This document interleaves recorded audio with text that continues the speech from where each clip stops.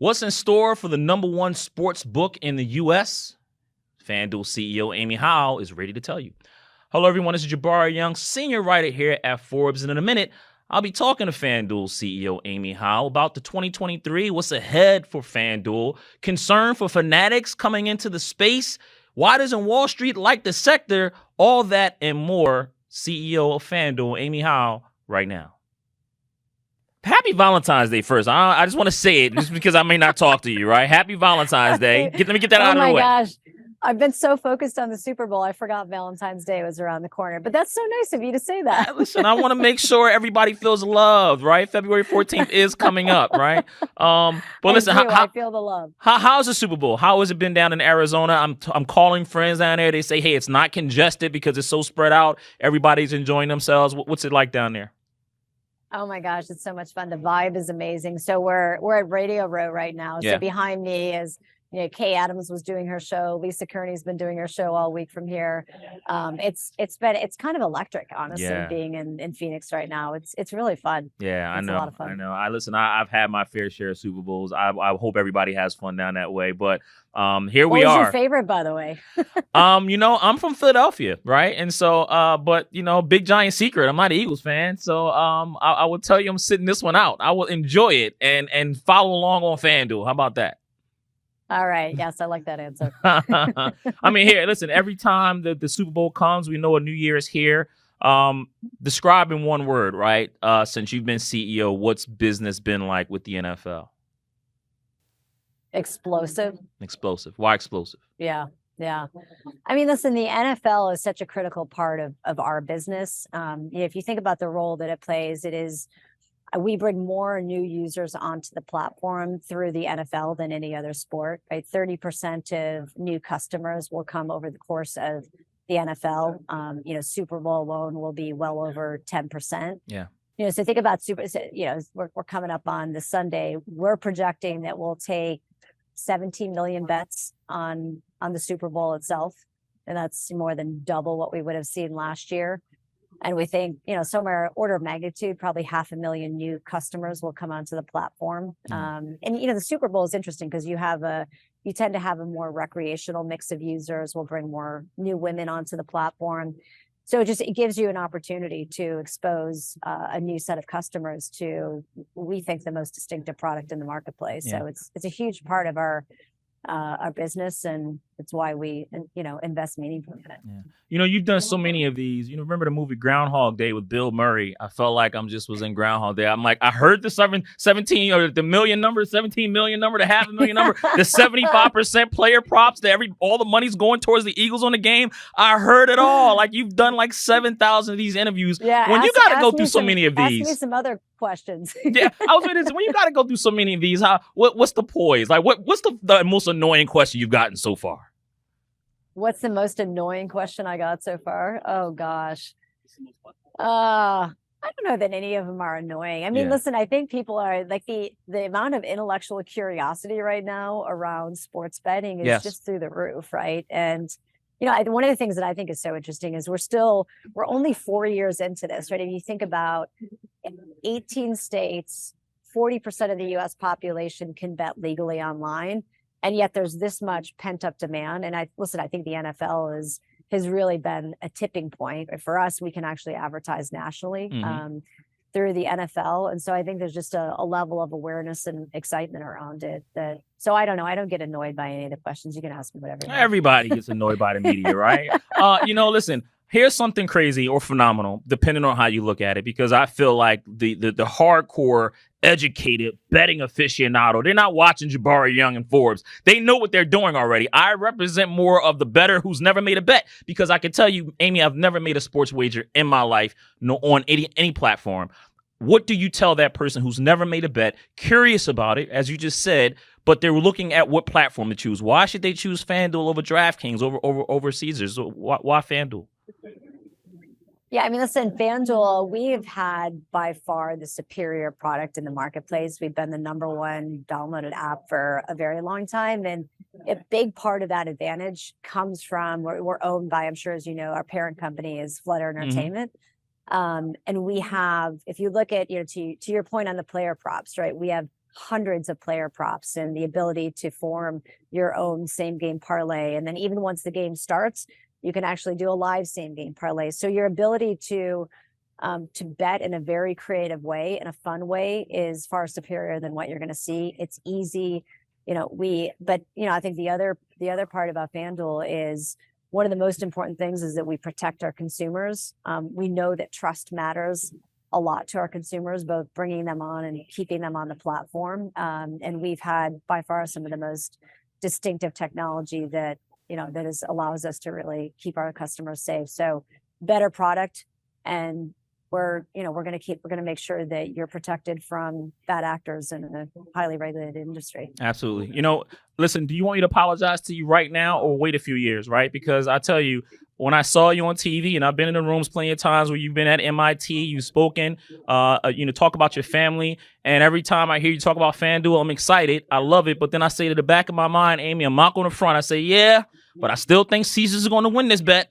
And when I hear DraftKings talk, I say, yeah, but I still think Caesars is going to win this bet. And I go to look at the market share, and I'm looking, and I'm like, man, I guess I have to eat crow because FanDuel is winning the bet.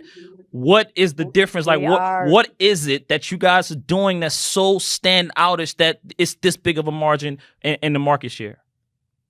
Yes. Well, I'm glad you actually looked at the numbers on this one. Last year, as I'm sure you know, we had about a 45% share of the market. Yeah. And it's dropped to 42 now if your stats are correct. So somebody's creeping up. We're market share numbers bounce all over the place. But what I can tell you is that we are leading in 14 of the 17. There's 18 states we're in. Of the 17 that we can measure market share, because Ohio's hasn't yet reported, we're leading in 14 of those 17 states. And to answer your question, a couple of things. One is we have a scale advantage, which matters a lot in this sector, right? When you have a 45% share of the market, you look at more mature markets, you look at, other large commerce industries, scale ultimately is going to matter. But I think there's been two big drivers of our success. One is we've been able to acquire customers a lot more efficiently, right? Probably to the tune of 24%. Now, some of that comes from our head start in daily fantasy sports. We have 14 million users, right? Yeah. That allows us to very efficiently bring customers onto the platform. But to our earlier conversation, it's really the product, right? At the end of the day, you can only retain and engage customers if you have the best product in the marketplace. And that's where we're winning. It's why we're winning, right? We have one of the broadest assortments. We were the first to market in large part because of all of the capabilities that we got from Flutter Entertainment to bring same game parlay products. And we've kept innovating, right? So the product is just absolutely superior. And then, the thing that nobody sees, this is all stuff that happens behind the scenes, is we have a risk and trading organization that is absolutely world-class. If you look globally for Flutter, we probably have 1,000, risk and trading folks, engineers and data scientists who are building models, highly sophisticated models. And that gives us a margin advantage, right? Yeah. So it's a number of different things, but brand and product at the end of the day is really why we're winning. So people trust y'all. You have the best tech. Y'all are faster. Y'all are funner. That's what I just heard. Yep. That's okay. That's in all. In a nutshell. You go. That's all you need to know. Hey, listen, what's your favorite sport? To watch football. I have three. So you know this already. Yes. I have three boys, and we watch, I would say, both NFL and college football is the most exciting time of the year in our household. Absolutely. Everyone's glued to the television set. Of course, I have to watch my Buffalo Bills. Yeah. Wait, listen, they were close, right? They were close. I thought the Bills were going to go all the way. I know. But they had a tough year. Yeah. When you look at sports, right, and you're down here at the Super Bowl, and I'm doing this story about, sports ads and if it's, return on investment, do you get it by advertising in the Super Bowl? What have you guys found out about how to utilize the Super Bowl to your advantage, right? Because it's $7 million reportedly for 30 seconds. That may not seem like a lot of money to somebody like FanDuel, right? But to smaller companies, $7 million for 30 seconds, Amy, that's a lot of money. Yeah, it's a great question. Listen, you have to think about the role that both the NFL and Super Bowl plays in our business, right? So Super Bowl specifically, right? You'll bring, as I said, probably 500,000 new users onto the platform. And then that gives us an opportunity to introduce them to the next big sporting moment, whether it's March Madness or NBA Finals. But also, we are one of the great innovations from last year is we were able to take our number one horse racing product, and actually that's now integrated into the sportsbook app. So think about the Derby, right? Derby's coming up the first week in May. You have, call it 4 million engaged sports users who are effectively one tap away from being able to bet on the Derby. And then casino, right? Casino iGaming is also legal in 5 states. So the ability to offer multiple forms of entertainment across our product portfolio, stems from the fact that we're bringing so many new users onto the platform. So it's not just one acquisition moment, it's what that acquisition moment does for the rest of your business as well. Absolutely. Yeah, it's like a launching pad, right? Because again, curious and breaking down the ad model and like, what is $7 million doing? But to your point, I mean, that's the only place that you can get over 100 million people all at the same room, all at the same time, all demographics looking at your product, right? But does that make it harder? Because now you got to make sure that your ad is great. On Super Bowl day, we will have almost, probably 3 million active users on the platform. Yeah. Right. There aren't that many moments where you can actually have that level of engagement. So not even in the NBA Finals? Not even the NBA Finals? Yeah, I mean, listen, the NBA is a huge sport for us as well. Wouldn't quite be at the same level, but it's right up there. Yeah. Hey, when you look at Rob Gronkowski, right? He's the guy that you guys are going to put on the field to kick a football, right? And by the time people watch this, he may have already missed. I hope he made it. What's he like behind the scenes? When I see him on commercials, I'm like, okay, here's a guy who looks fun. I don't know if it's a fake or not because he's on an ad. You've been around him probably more behind the scenes. What's he like? Rob listen, he's just been an absolute unbelievable partner the whole time. So he and I are both from Buffalo. So, the Buffalonians actually, we connect well. But no, listen, one of the things that he's done is he's so charismatic, but he's really done a phenomenal job of bringing the fans along the journey, right? From, if you've seen the 4-story arc where he's talking to the agent and the agent's like, pitching him on this. And he's like, I don't kick, I catch. You want me to kick a field goal? So he's done that. And then the training with Adam Vinatieri and then obviously the live kick itself in the third quarter. He's just been phenomenal. And, one of the things that I love about him, we kept bringing new ideas to him. So one of the ideas that, gentlemen from our marketing organization came up with, which I love, was we're using this platform around responsible gaming. So if you're in Phoenix, we have 10,000 of these trading cards and there's a QR code on it. It's RG for RG. So Rob Gronkowski for responsible gaming. And you can scan the QR code. It takes you to all of our responsible gaming tools. And we use, and I think it's important, right? When you're bringing that many new users onto the platform, it's an important inflection point to start to educate them on how do you keep this as a form of entertainment, right? Which is what we're focused on, building a business for the long term. And that's a really critical part of how we're going to do that. Yeah. So he has been absolutely phenomenal. Yeah. Very lucky to partner with him. Take me back to 2021. That's when you first joined actually upgraded to CEO. Let me get that correct. You upgraded to CEO, promoted to CEO in 2021. What's been the biggest surprise that's maybe hit you as CEO of FanDuel over the course since you've taken over in 2021? What's been the biggest positive surprise? Yeah, I think the biggest positive surprise has been, I knew that FanDuel was leading.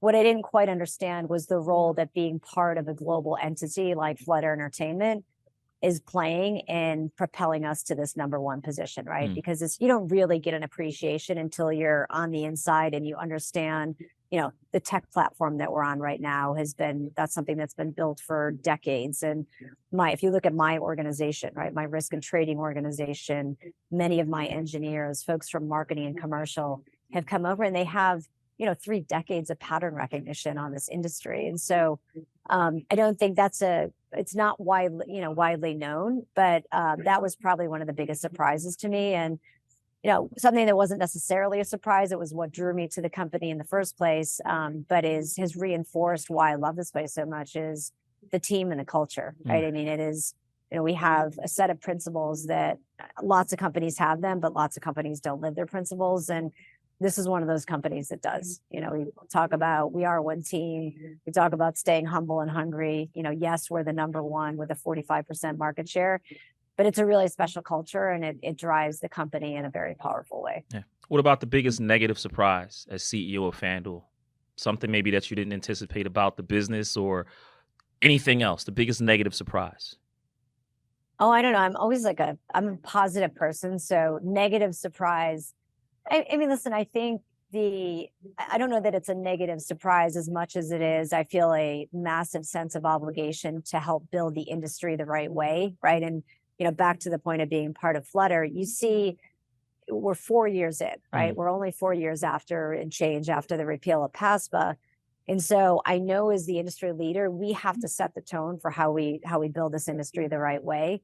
And so, there's obviously lots of questions outside the US around the regulatory environment and how that's going to evolve. But I think if we can build this the right way on the way up, we'll make sure that we strike that right balance between protecting consumers, but also not having overly restrictive regulations that just push people back to the black market. Yeah. So I don't know if it's a negative surprise as much as it is something that I'm, very mindful of. Yeah. Are you surprised more states haven't adopted it yet, or is this the pace that you guys anticipated that this would be? I mean, listen, it's been a pretty steady flow, right? If you think about in 4 years, 18 states coming online, being legalized online, and it's not easy, right? I mean, if you talk to our folks in government affairs, they will remind you that every state is different in terms of that path to legalization. But the team is doing the hard work in terms of you've got to align the casino. There's multiple stakeholders, right? You've got the tribes, you've got casinos, you've got sports teams, you've got the local government. So there's a lot of different stakeholders that you have to bring together. But I think it's been pretty steady progress. And as you look ahead, right, if you project out to maturity, which, call it 2030, we think it's going to be a $40 billion addressable market. Wow. Between sports betting and iGaming. Yeah. So won't be a perfect, beautiful straight line to that $40 billion, yeah. But it's we still think there's a massive amount of runway ahead of us. Yeah. On your way in that straight line, you're right. Nothing is a straight line, but on the way to 2030, there is the threat of a big bad wolf that is threatening to come into your space, right? And this big bad wolf says they got all the data. And this big bad wolf says we got the customer acquisition numbers. We know we could do this. We have the platform. We have their attention. What do you see when you look at Fanatics and Michael Rubin? I mean, listen, we're in market already, and we're winning. I think in the end, scale is going to matter, right? But let's be honest, there's already a lot of competition in the space. You have 60 different online sports betting operators, and we think a handful of those will prevail from a scale standpoint. So, there's going to be consolidation. There's already been a number of companies that have fallen out. Fanatics is going to come in. There might be other new entrants that come in. What we're staying focused on what has worked for us in the past, and we're not standing still, right? We're continuing to invest in strengthening every moat that we have. So I'm not going to try to speculate on what Fanatics is going to do and how successful they're going to be. I'm just staying focused on what we need to do to strengthen our position as the leader. Yeah. See, that sounds like the leader right there. Bring it on. That's what I just heard from you. Bring it on. We're not scared. We're focused on what we're doing. If y'all come in here, y'all going to lose too. Is that fair? Is that what I just heard, Amy?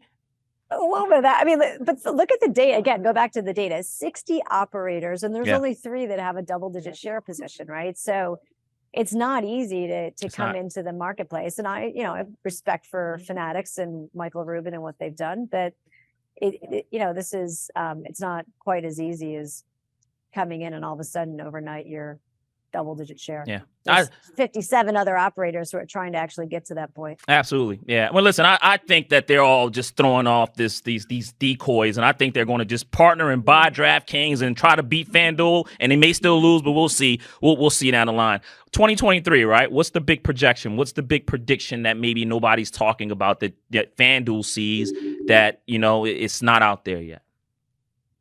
Well, listen, for us, 23 is a critical year in terms of path to profitability, right? The market is very much focused on show me, don't tell me that you can build a profitable and sustainable business model.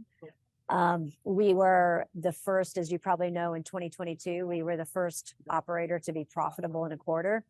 And we have that scale advantage, but we've also demonstrated that we can build a profitable model. And so the expectation very much is that we will be profitable for the full year. Candidly, with California not being legalized, nobody gets a free pass. Yeah. And we're very confident in our path there. The fundamentals of the business right now are very strong. And so we're looking forward to demonstrating that to the market this year. Yeah. It's funny you said that. I'm glad you brought that up, because what do you say to that politician that may be on the fence, right? Or that because there is the politic game, and that's a whole nother animal that you got to get into a room and convince all of these people how sports betting is good for their local economy because of all the tax dollars that it brings. But if that politician or that state or those officials are on the fence, how does Amy Howe and FanDuel convince them to open up the gate? Yeah, it's a great question. I mean, if you look at some of the research from the American Gaming Association, there's still a $64 billion illegal market, right? And you think about that, 60% of the US population is residing in states where you can't bet legally. And it's incredibly confusing, right? I live in the state of California. My 16-year-old son could actually go sign up for Bovada tomorrow, right? Mm-hmm. There's no, know your customer process where you have to verify that you're actually of legal gambling age. And if you're a local government, you're leaving hundreds of millions of dollars of revenue that could go to very good causes on the table. So you're not protecting consumers, and you're not actually benefiting your local government. Yeah. Yeah. Amy Howe, listen, you're going to enjoy the Super Bowl, because, again, when people watch this, it's probably the Super Bowl's probably over by that point. But thank you so much for all the... We can't control the outcome, right? Yeah, we can't control the outcome. Before I let you go, when I look at FanDuel, again, market share is good. I will apologize to you now. I was wrong the first few years. Y'all are clearly willing. And I would tell you, the only reason I thought it would be Caesars is because they had the hotels. I thought they would be able, their consumer acquisition, keeping their customers, they could use the hotels to do it. But phenomenal job that FanDuel's doing thus far. Why doesn't Wall Street like sports betting, though? I look at the numbers. It's up and down. What are analysts saying that they're just looking and you say, you guys are getting it wrong? Y'all don't see it. I think it goes back to what I said earlier. They're looking for a path to profitability. And I think once one or two players can actually demonstrate that this is a sustainable business for the long term, hopefully you'll see that turn around. Absolutely. Amy Howe, FanDuel, thank you so much. I look to have you back in the summertime so I can check to see if that return on investment with the Super Bowl, right? Yeah. Well, that'll be fun for you and me. Absolutely. Appreciate it. Thank you so much. Enjoy the game and enjoy 2023. Good luck the rest of the way. Thank you so much. Great talking to you. You as well.